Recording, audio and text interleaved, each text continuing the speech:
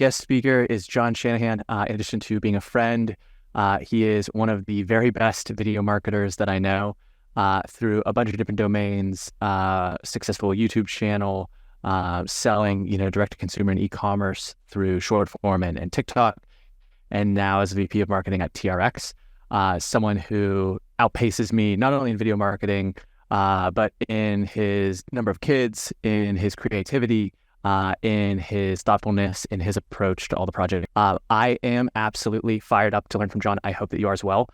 So I'll cede the floor to John Shanahan. Thanks, Aaron. Aaron and I met when I was on his podcast for my YouTube channel, which now feels like 2 lifetimes ago when we both lived in Pittsburgh. So I remember that fondly I think that was in the heat of when I was full-time on YouTube. So I'll give a really quick background on me, and then I'll take you through these slides here, which is a presentation I've now done twice, once to 1,000 Greeks in Athens at a big conference, and then once last weekend to 140 trainers in our HQ down here with no language barrier. So that was much nicer to do it with no language barrier.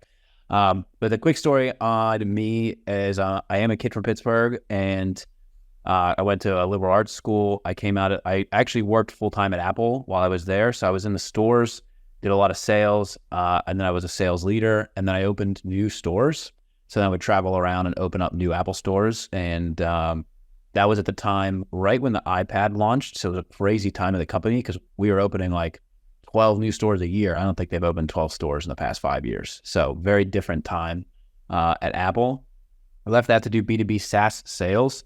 So I spent 4 years slinging SaaS before it was cool. And that one we were testing new products before they would launch, and we would do price elasticity and demand curve planning, which would then help save tons of money for these retailers. So then I would work with brands like J. Crew and Kohl's, Gap, at home stores. I know you have a couple of those around the area. And then I covered the international markets. So I worked with Swarovski, Dior, S. Oliver, which is big in Germany. So I worked with a lot of retailers, tested a lot of stuff. What that job showed me was how products went from this idea stage to being sold as we were testing across the process. And that's what opened up my YouTube channel. So I was obsessed at the time with bonobos pants, because as a 6'4" skinny guy, you could not buy pants that would fit you, that would be right in the waist and the length. Bonobos could. So then I started making YouTube videos because look, no one's talking about bonobos. I'm going to talk about bonobos because I can make videos.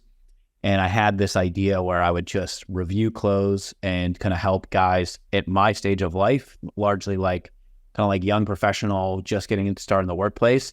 And I wanted to help guys build wardrobes and dress better, feel better, live better, success in your career. That grew to about 140,000 subscribers. And I like to say I started being a YouTuber before it was the number one job of 10-year-olds they wanted to be when they grow up. And what that taught me was I was doing everything, right? Especially when I was working, I was doing that while doing my full-time job. So I would shoot videos between 5 and 7 in the morning. I would then edit them on my lunch break, and I would post them, and I'd schedule them for the next day. So I had this rhythm, and I wanted to have 3 videos a week at the time. So I was really churning through videos because I could see if I had this many videos, I would have this much affiliate revenue, and then that would allow me to quit my job and go off and do other things. And the formula worked. I quit in 2018, went full-time on YouTube. By that point, I had made about 500 videos in 3 years. And then in 2019, I met my co-founder for Strix, which is a men's, I should have made slides on this, which was a men's cosmetics brand. The concept being similar to the Cavalier, which was in the YouTube channel, which was look, you want to look better, feel better, live better. I have this real obsession with guys, I guess, just because I know how to talk to them. And so then with Strix, I was going to do the same formula of I'll build a YouTube channel, we'll grow an audience, we'll sell more products, here you go. And then I had lunch with Aaron, and Aaron said, this TikTok thing, it's really powerful because it's a video editor, it's an audience thing, and I think there's something there. And I was like, all right, Aaron's smart, I'm going to go try this. So I went home and I made a stupid TikTok that I didn't even finish. It's still up. It's still up on TikTok. The very first one that I did for Strix, because I didn't know how to use the editor, but I just posted it full send, and that video got 315,000 views. And I went, "What the hell is going on here?" Because some of my best YouTube videos at the time, I was happy to get 40,000 views on. Like, that was a good video at the time, and I was like, "This is crazy." Like, I haven't had 350,000 views in a month over here. And especially at the time, so I started that YouTube channel for Strix in 2019. The landscape had changed so much on YouTube that the same formula I used, 15, 16, 17 was very different in 18 or in 19. But then TikTok was like a whole different game. And so that was like a test and learn thing. I continued to make some YouTube videos and like really kind of build up the library on YouTube. But then I started to see the traction on TikTok.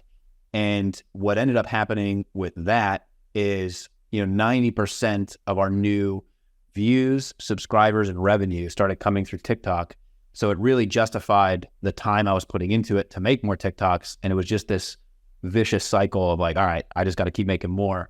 So then I ended up making about 3,000 TikToks in 3 years. I was posting sometimes, twice a day, most weekdays. And what that allowed me to do was just understand like what resonates, how do I say it, why do I say it?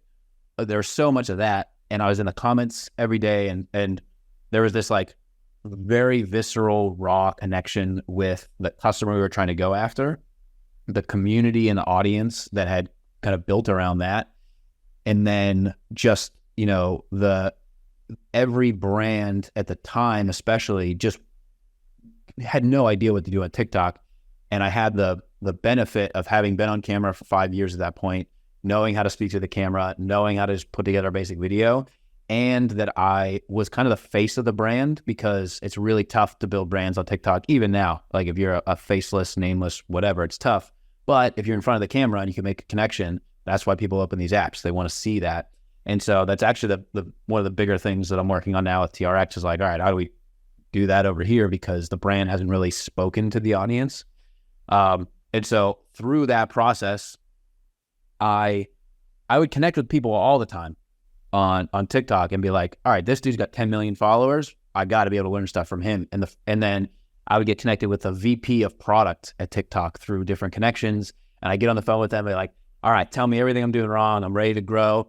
They would look and they'd be like, you're kind of doing everything right. And I was like, no, tell me, there's got to be a thing. So that was frustrating, because then I was like, where do I go from here? It's really just continue to build and grow. So that's my TikTok story. So now we sold Strix. So, then we went on Shark Tank. We earned Shark Tank essentially because we had the following. And then the TikTok following also earned us mass distribution in Target stores. We were also in CVS before that. And I actually had a couple of videos that were like the most views that CVS had ever had on TikTok. So like crazy stats on that one. But all those things happened because I just got really good at getting videos that could get 1 million views on TikTok, and kind of like grew the brand from there. And so that's my TikTok story. Now it's happened from there, sold a company, and now I joined TRX as the head of marketing. And TRX is a global brand. We're in most commercial gyms. The straps have been sold for 20 years. The brand's been around for 20 years. We're celebrating that kind of this year. And what's happened with TRX is it went through kind of like a bankruptcy process, and it's some like turnover. And I came in with a new management team to basically refresh this 20-year-old brand, get a whole new approach on how we do social media, e-commerce, everything else. So I oversee the whole marketing team, plus our consumer channels being Amazon, the global Amazon account, our e-com site, which is UK, US, I got balloons, and our retail channels, which we had national distribution in Dick's, Academy, APHIS, which is like a government thing, and then some other retailers. So taking all that stuff from the past 10 years, and it just crazy how it all maps onto what needs to be done at TRX, just from a content creation perspective, content creation, branding, messaging, community management, and even like the retail side of it, is I accidentally got a lot of experience at Target, and now I can apply that to Dick's. So what I have here is what I took to our trainers, because we have 350,000 trainers around the globe. 2/3 of those are outside of the US.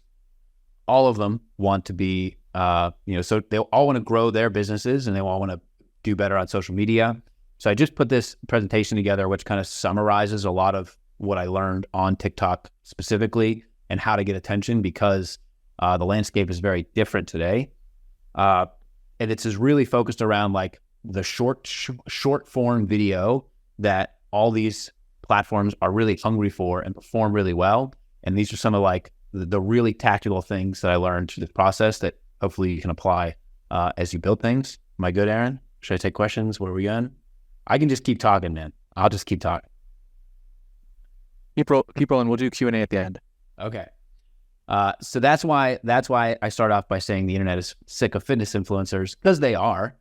But what I was focusing on with our trainers is like, they are not fitness influencers. And the message here is really lean into what differentiates you in the platforms, because there's so many fitness influencers, there's so many people that do this stuff, but our trainers are qualified, certified, and they have some level of credentials.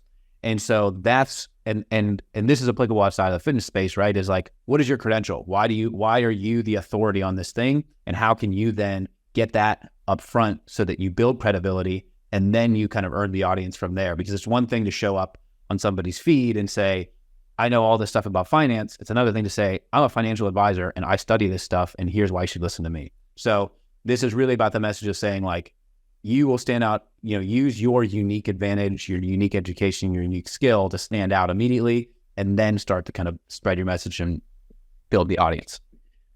Credentials, that's it. So then I just talk about, this is, I gave you a lot of the context right up front because you're stuck here with me, but in the presentation, I want to start off with that hook. I talk about the 3,000 videos that I made for YouTube and TikTok. And so the YouTube channel, 30 million views on YouTube was, more than I could have imagined when I started.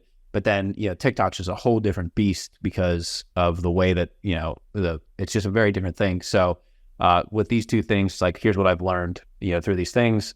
Went on Shark Tank, told you that story. We got to deal with Robert Herjavec. That was I got a whole story on that one. But then I also just, none of this stuff I had done before. And I didn't, I didn't have a following when I started these things. My YouTube channel, I literally didn't tell anybody in my family or friend group for a year that I was making videos over on YouTube, because they're not very good when you start. But also I was like, I'm just going to see if I can do this from scratch. And I did. And I didn't really have a background in social media other than being a consumer of it. And I actually, the first 40 videos on my YouTube channel, I shot with my iPhone 4. So I was like, if I get an audience, if I show that I can do this, I'll buy a nice camera. I think the camera that I bought at the time was like $700, and it was like a nice Micro Four Thirds camera. But most of those are shot on my phone, and that was, oh my God, 10 years ago. Like phones today, they're so good. So it's like none of that stuff is required. You go through there. So I'll go through the framework now that over and over, I was able to repeat to get the views that I did and how I kind of approach things today. So I usually do this interactively. If everyone wants to raise their hand, is you got three components to a good social post. You get story, camera angle, or a sexy move, and that's in the terms of the fitness. So who thinks that the story is the most important part of a great post? Okay, I got 2. I can't see the other guy on the camera. So that's 2. That's 100% of the audience that I can see. So camera angle, maybe important. Sexy move, usually important. Was a trick question because it's the hook. Doesn't matter. Those 3 things are important, very important. But if you miss the hook, no one's going to see it. So you have less than 3 seconds to get that hook, to get that attention, so that you can then go into the story. They can see the camera angle, they can see the sexy, whatever it is, whatever you're going to say, you got less than 3 seconds to get that right up front. This is an example that I have, particularly in the fitness space, is between these 2 videos. These are the first frames of the 2 videos. And it's very clear why one has 1.2 million views and one has 1,000 views. Because the one on the left told a great story about Joe and his fitness journey and everything else. But the one on the right is value right up front. You know what you're going to see. It's very interesting. You're like, oh, great. I want hip mobility, no problem. And it's the same dude, right? It's not, there's most of the variables are pretty consistent here, but what they did on the right was they put right up front what you're going to see in the video, why stick around. And, you know, they got a more dynamic model in that thing versus the dude standing on the side. Now, when you're doing overall content strategy, you kind of need both. Everyone can't be a banger. I learned that. I tried. Burns you out pretty fast. So you have to kind of like, you know, flex with, I want to tell this type of story, and that's kind of for your audience. I didn't even talk about this when I've presented this before, but basically, especially with the volume of video that you kind of need for these platforms, you kind of need things that are for your audience and the things that you are like proud of. And then there's the other ones, which are like audience growth levers. And I found that over and over where I had these specific formats of kind of like voiceovers or topics that I knew I could hit on, and those would drive growth of the audience. And then I would do other videos, which are more like tutorial or explainer or something else. And that was kind of for the audience that was established. So just an example on this one of like really good hooks. And that's the difference in the videos there. So you still need a story, still need a camera angle, still need a sexy move or something that's kind of like interesting and going to get them there. We got to have that hook. So here's the framework. If I talk too fast, someone's got to slow me down because I'll just keep going. So when you think about any post you're going to make, you got to do one of three things: entertain, educate, or inspire. But the real magic happens if you find a combination of the two things. So when you're thinking about what you're going to post, whatever it is, are you going to make somebody learn something? Are you going to keep them around and make them laugh? Are you going to inspire them? And there's usually emotion with that. So this is the emotion that you're going for. And every post has to do something like this. Otherwise, why are you making it?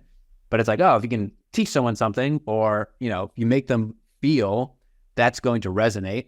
And if you kind of combine those two things, that's where the magic happens, because you kind of need that combination. If you get all three, those are viral videos, right? So it's just a recognition of like, as you're scrolling through these platforms, just see why something did so well, kind of break that down. That's part of why I don't find social media very fun anymore, is I'm always like, why did this get 1 million views? Let me look into this. So the hook, and this is a little bit of a hook formula, is you need a good idea, you need the visual, and movement is key. And so the way to think about this is, you kind of have the post framework, you know what the post is, you know what you're going to say, you have this idea. You kind of need to smash it all right up in front, and then so earn the attention and then go into it from here. And so it's about taking, and you know, when we looked at those examples before, it's saying like, oh, I'm going to make a video about these hip mobility exercises. You're going to put it all right up front. Now, you have the visual and the idea. The movement thing is what you can kind of use to your advantage. And we did this. So when we opened, a new headquarters down here for TRX in Delray Beach. And as part of the headquarters, we actually have a fully functional gym where we have 250 members that come in and take classes every day. So this was a fun one because they came to me and they're like, hey, we actually need you to drive leads for memberships at the gym, which is a very different pitch than what we do today, where it's like, hey, buy this, suspension trainer, put it in your house and work out and everything. It's like, no, I got to sell classes now. And the woman who's the general manager of the gym, she kind of knows social media and, she kind of gets it, but I needed her to be the ads person. And so I remember doing this when she was down here and I was still remote, is I was like, Christina, all you have to do is take your phone, put it down by your hip, and then swoosh it up. And that's when you say, TRX Training Center is coming to Delray. And I was like, you need that movement to like really grab somebody, because as they're scrolling, you need that kind of hook.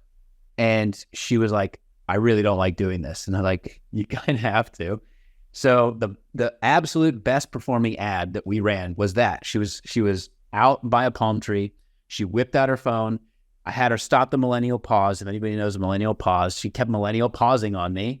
I said, no, as soon as the phone comes up, start the pitch, start the hook, and just you go from there. She now gets stopped in the street in Delray because people are like, you're on my phone all the time. And it's like just literally driven memberships for the gym.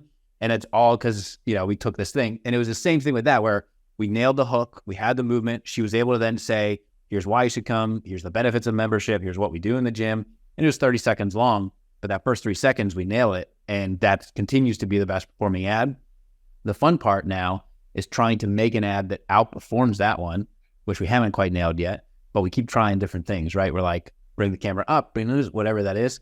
And so there's a competition now with all the trainers of who can get a better one. So this works for 10-second videos, for 10-minute videos, even for 20-minute presentations, which is why I start out by telling a bunch of fitness trainers and enthusiasts that want to build social media followings that the internet hates them.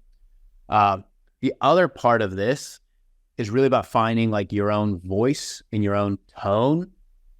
For me, I tried a lot where I was a little more energetic, or I was a little bit more, like you kind of you have to find what tone is very natural for you. Where I kind of settled in on was very much like an older brother tone, because it's very natural for me. It's kind of, not necessarily like a dad figure, even though I have 4 kids. It was more like, hey, I'm like a big brother. I'm like going to teach you about this thing. And like, it was very comfortable. And like Aaron's definitely found his voice on his short form content where he explains businesses. And it's like that kind of tone, rhythm, and cadence that feels really natural that also resonates is important, because you get in front of the camera and you're kind of like not happy to be there or something else. It really dies. So there's a lot of iteration to this. And I used to tell people that wanted to make YouTube channels, you probably have 25 bad videos in you. You probably have 50 bad TikToks, but you like get over that discomfort. I've been making videos of myself for more than 10 years. I still hate hearing my own voice. I still hate looking at my own face. So that doesn't go away. You just kind of, roll with it and go from there. So, I usually go through this exercise where I'll kind of like so we did this in Athens. So what happened, and then I'm pretty much good here, Aaron, is when I did this presentation in Athens, it was for 1,000 people, and we broke a Guinness World Record. So I used this kind of framework method to say, here's how I would make a post about breaking a Guinness World Record. I kind of walked through, and I did this a little bit modified here. Is I just gave people some hooks, and I said, hey, look, if I were to do a hook that's education, hey, I'm at the new TRX Training Center, top trainer in the world, entertaining, inspiring, so just giving some ideas of different hooks that I would use, when I have given this presentation. And so, this is how I stay at the top of my game, work on a movement, show how this kind of like comes to life, and then giving some more kind of context for this. Because what ends up happening, and Aaron might be experiencing this as well, is when I now look, like I'll talk to founders of other companies who want to understand TikTok better. And because I have so many reps on the platform, I will just literally think of hooks and video content for them and be like, oh, here's how I would say this. Here's how to do this. Here's this thing. I think, Aaron, you called me about Costco one time, right? You were like, how would you explain this Costco thing? And I was like, oh, this is the ideal. It's everybody's guess, right? But you have so many reps on it, you kind of know like this is the way that it should be done. And so that's what becomes very interesting about this, is like there's a level of kind of like newness, but then once you start rolling the ball down the hill, I now look at like chocolate bars and I'm like, oh, I would say these 4 things about her. I'd use, I'd start this as a type of hook on something. So that was, that's been something that hasn't left me yet, and I still do it now. So when we talk about new products here, I'm like, oh, here's the 5 ways I would pitch that, or I would, make a TikTok about it. And I go out and I still shoot all this stuff now. So, entertain and inspire was the kind of angle that we took on this one. We did a workout with a Navy SEAL who kicked my ass pretty good. I've got my email if you want to reach out for anything. And boom, went right through it. All right. I know that folks will have questions, but they might want to warm up a little bit. I want to ask a couple here just to get a little bit more wisdom from you. So you've created a lot of content, and you talk about like pure lead generation for a gym, like an ad that's like, go book a sales call. Like that's hardcore, like video that sells. And then perhaps at the other end of the spectrum, we could talk about that something that's like purely aimed at building a channel. I'm just gonna educate you. There isn't that like mid-roll like ad. It's like, and then by the way, go pay me for this. It's just like, hey, this is entertaining, this is viral, this is going to grow things. And, it's like, as I accrue that audience, maybe at some point down the line, I'll be able to convert them into a buyer of TRX bands, men's cosmetics, bonobos. So when you think about stuff that's more in the middle, where it's not just pure, like I'm just trying to entertain and build audience, but I'm not hardcore like running an ad. How do you think about integrating the product, the service, the thing that you're bringing to the market with a video that is still going to be consumed and someone's not going to immediately just go bleh and, on to the next piece of content? I mean, I would still argue that you got to earn their attention, even if they're sitting in like a linear format. And that's the reason that television ads have that kind of context to them too. Otherwise, somebody will flip their phone open or something else there. So it still is about showing like, here's why you should just pay attention for the next 30 seconds anyway. And so you don't have to be quite as aggressive on the movement so that you stop somebody from scrolling, but you still got to be like, here's the thing. And like, I think in especially the way that we're all so used to consuming things is like, even if somebody's clicking on a 10-minute video that they're going to watch on YouTube, you still got to say right up front, like, here's why you should stick around. And so if it's something like you're saying that's kind of sitting in the middle and being linear, you can take a little bit more time to get into that thing, but I would still put most of the like value or most of the context up front and then kind of dole it out so that you're able to then you say like, all right, this is why you should listen. And here's all the things that you kind of promise right up front from there.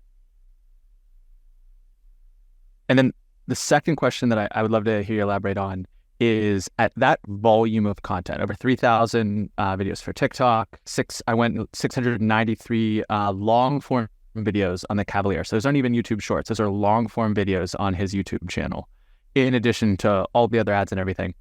Can you talk about repeating or reusing or basically reshooting more or less the same video and getting comfortable with that? Because I think, especially at the beginning, people's like, I need to reinvent the wheel. I need to, do something completely original and unbefore seen, something no one's ever seen from me before. And yet I know that in all these different verticals, like, hey, that thing worked. Let's go ring the bell again. Can you just talk about that type of relationship to the videos you're making? Yeah. So on the Cavalier side, I never really remade a video quite the way that I did on TikTok. Well, for a couple of reasons. So, on the YouTube side, I would remake stuff that I could tell it's like, take whatever signal you can get and lean into that. It was just like the broadest advice. And what I would find though, and I actually kind of left this out of the presentation, but I talk about this a lot, is you just kind of need to find the format that works for you, because the platforms will reward that consistency. And so in the context of the long form YouTube videos, I found that instead of doing a bunch of one-off product videos, which I had started off with, if I kind of do like a roundup and I collect them all together, that format, that I could say, all right, let me do this in this category, this category, this category. And those videos always perform well. On TikTok in particular, and in whatever, Instagram Reels, Shorts and everything, you can remake the same video 40 times and only a very small portion of your audience is going to like either call you out on it, care, or notice. The people that have seen it before will just keep scrolling. And what happened, what I found with Strix was, again, I had a format. I had 4 formats that I basically knew I could get 1 million views on each time if I just remade the video with a slight tweak, either in the hook or in some part of the visual. But for the most part, they were the same video. And it was, the main thing was kind of like a very specific product pitch where I led with this product and I said this thing and I knew that would hit every time. There was this other kind of like voiceover format with my beard, like shaving my beard was like every single time. If I shaved my beard, I talked about masculinity and I did it as a voiceover and I started with this type of frame, 1 million views every time. So then I knew like, all right, on Fridays, I'm going to post that video. And through the week, I'm just going to test new formats to find the next one. Because at one point I only had one and then I had to kind of find the rest of them. But in that case, of the 3,000 videos, let's say half of them were like any kind of like net new, entirely new concept. The other half were just like, oh, this one worked, I'm going to remake that one. And actually, probably the best example, Aaron, is one of our products is a tinted moisturizer for men. So selling workout gear, super easy compared to selling makeup to men. But I had this conversation with my co-founder. We were like, the people who bought it loved it, and they bought it over and over. And I was like, all right, there's got to be something here. So I probably took 15 tries at getting the right pitch for that product. And then on the 16th try, the video got 22.5 million views, and it sold us out of units. And that video, we like just rode into the sunset, and it was one of the best growth drivers for the entire company. But I probably, of those 15 iterations, I probably changed a few words each time. And it was just like, get the right comment. And part of it too is like, on these platforms, it's a little bit of a volume game. Like, you just need enough kind of shots at goal. Enough lottery tickets, one of them will hit.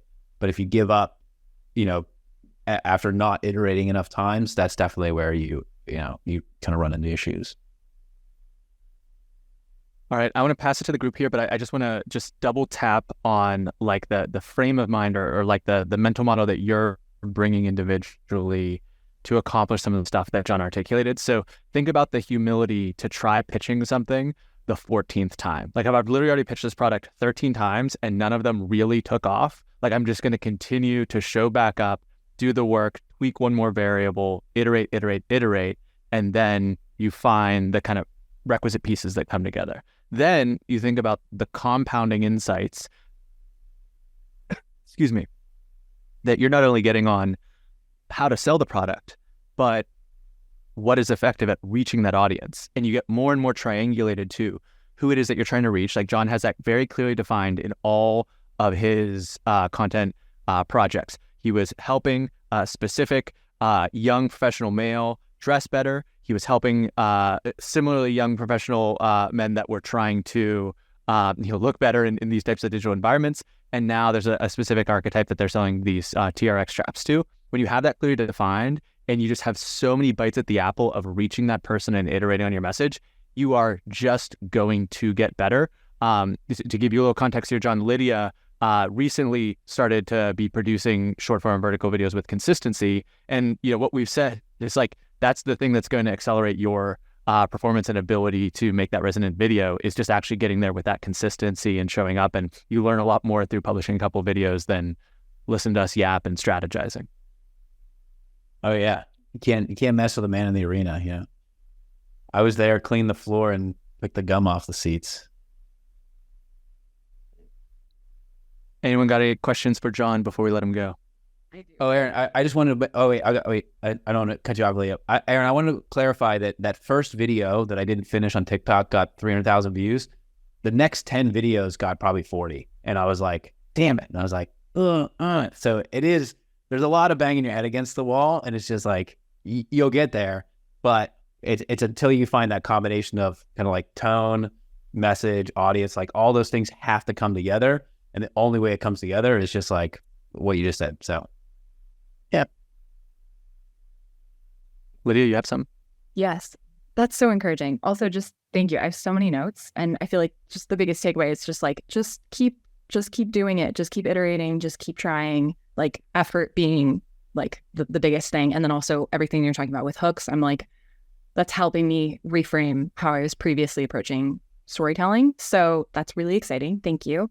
I have a couple questions pertaining to, like, the only constant is change, and especially with the volatility of different platforms, not wanting to live in fear of like, an impending TikTok ban or just like the ever-changing algorithm. But I'm wondering, over the course of your time in making different types of videos and iterating and like continuing to meet that change head on, I'm wondering, did you do any other proactive measures to try and like diversify your audience across platforms? Like, did you have an approach when it came to gathering like emails, or was there anything along that line of thinking or like strategies that you've done that you found to be successful with just like keeping and retaining an audience over platform and time? Yeah, I think the hardest guidance to give, because there is no real answer to it, is like, when do you give up on a platform?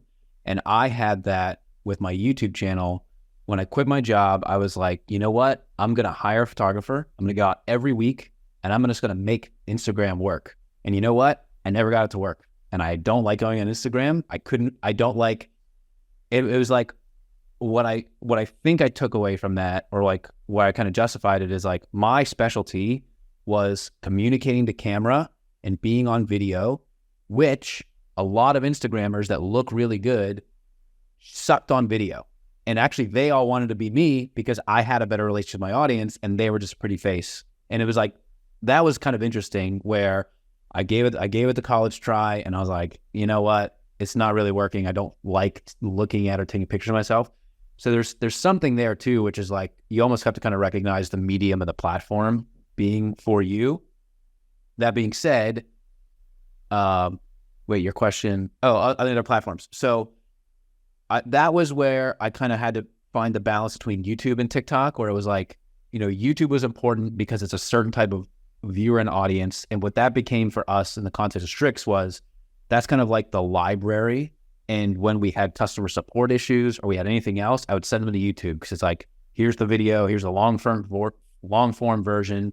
It's a little bit of SEO play, but TikTok was like the growth side and kind of like the activity side.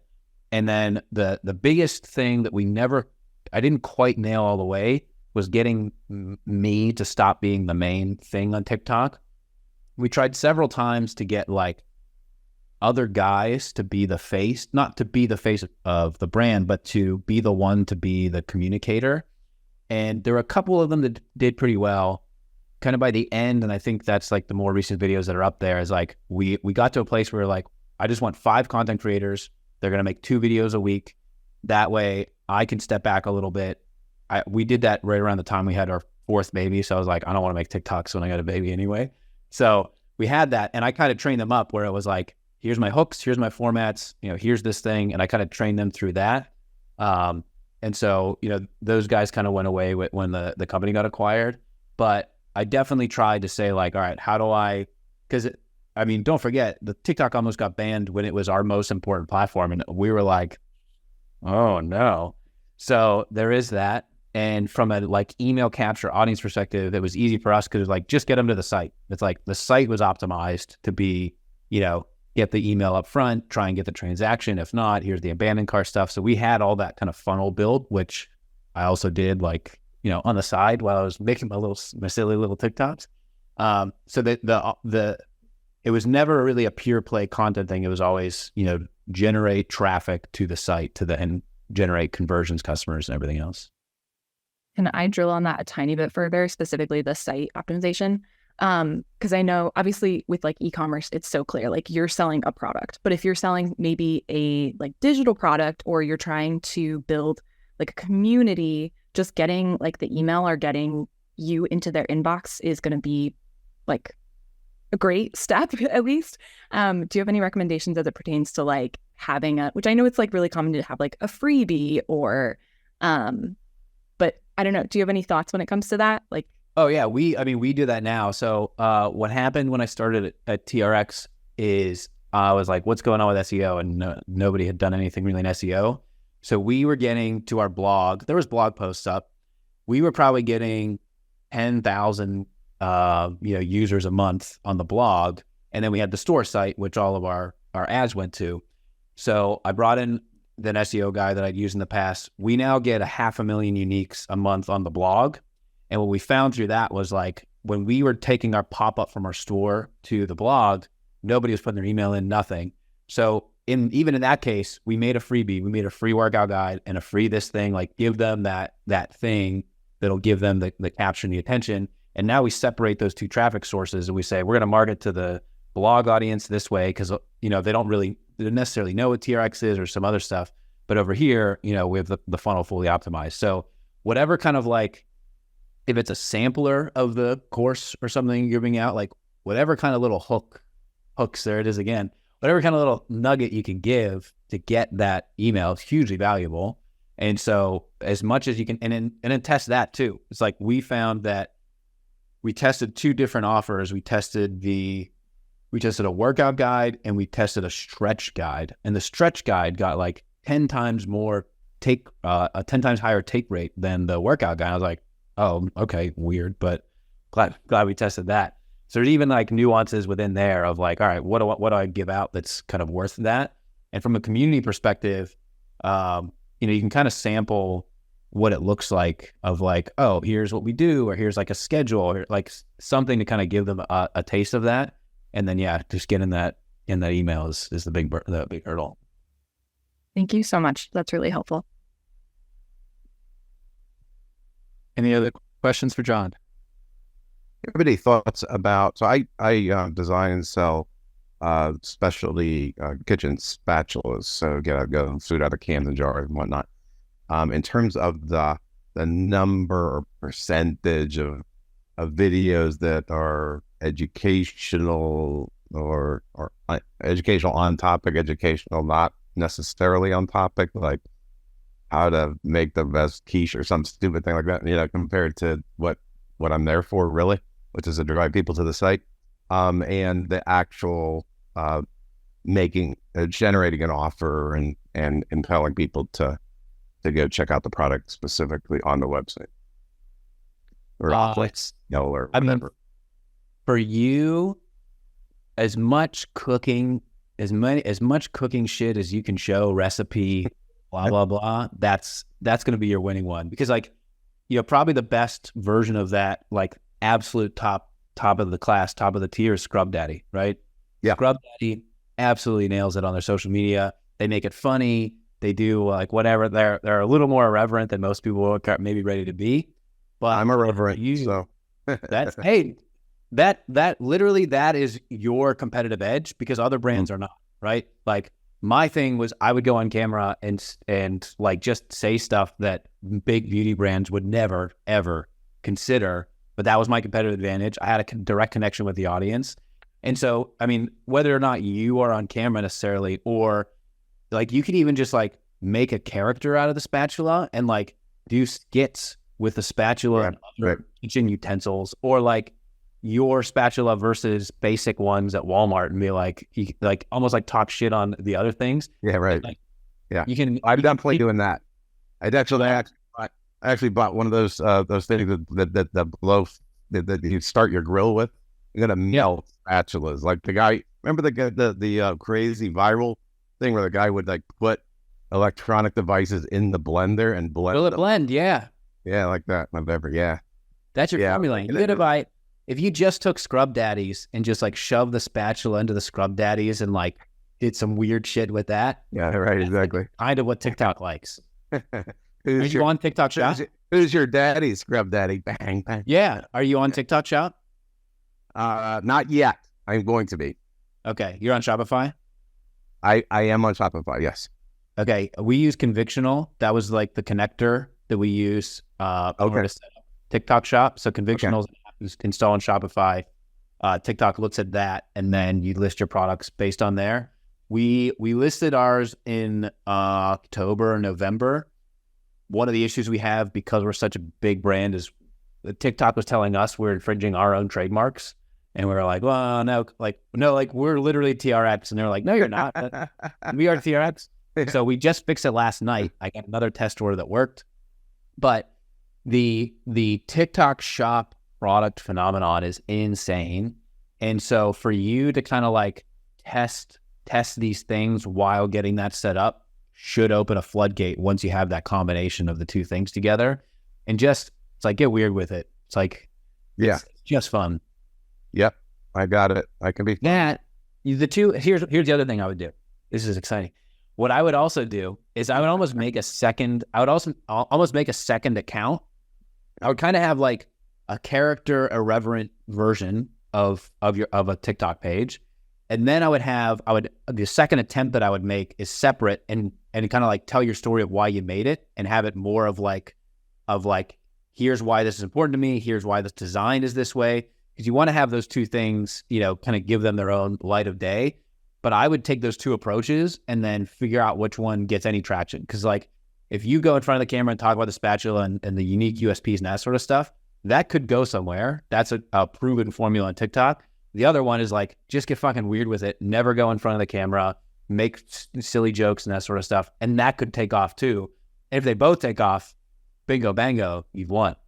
Right. But let's double tap, because there's an embedded thing there that I just want to make sure everyone grabs, which is those are different psychographic audiences that you're reaching. We talk about like ideal audience alignment, and the type of person that likes the irreverent style might be completely like put to bed by that other style. And so by actually literally creating different channels, those are going to get recommended to different people, and often you'll try to like bash it all together. We've made that mistake many times, like being like 3 different like completely like topics or types of content. Pulling those onto individual channels allows them to really hit that niche with a lot of precision. Here's how crazy it got. At the peak of when I was making all my videos, I had 5 TikTok accounts, because I was like, instead of just throwing them all into one channel, why don't I choose these different verticals related to our target audience that I could then separate the videos? It ended up, I didn't really quite get any traction on any individual one, so I just leaned back into the single one. But like, that's an absolutely valid approach, to be like, look, it's free to make an account. It's just a little bit of extra effort, but having those kind of like different ideas separated would I need you to follow up when you try it. Yeah. And then which one do you sell out of then in that case? Or do you sell out of both? So both, yeah. Sell of both. Okay. Yeah. That makes sense. Excellent. John, thank you so much for sharing your wisdom with us. We really appreciate it. Hope this was an unlock for everyone on the call live and listening to the recording afterwards. Thanks for the invite. Good luck, everybody. Very valuable. Thank you so much.